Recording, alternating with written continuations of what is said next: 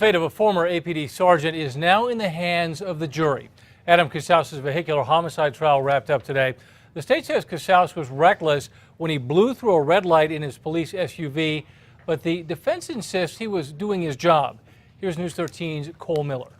Walking into the courtroom today, Adam Casaus, the Browder family present too, both knowing in a few hours their futures would be in the hands of a jury. The main issue is his reckless intent in the reckless driving instruction. In their closing arguments, prosecutors say Casaus and that reckless driving caused this, a crash that took the life of 21-year-old Ashley Browder in February of 2013.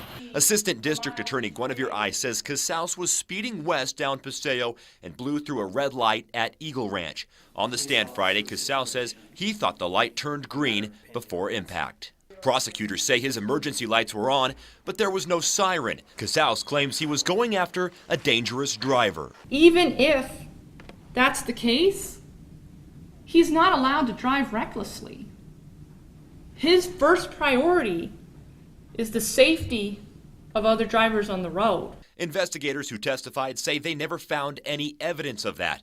Casaus' attorney criticized those same investigators in his closing arguments. And those gaps in testimony, those gaps in hardcore evidence, those gaps in interviews. John D'Amato says there was a lack of field notes and measurements at the crash site.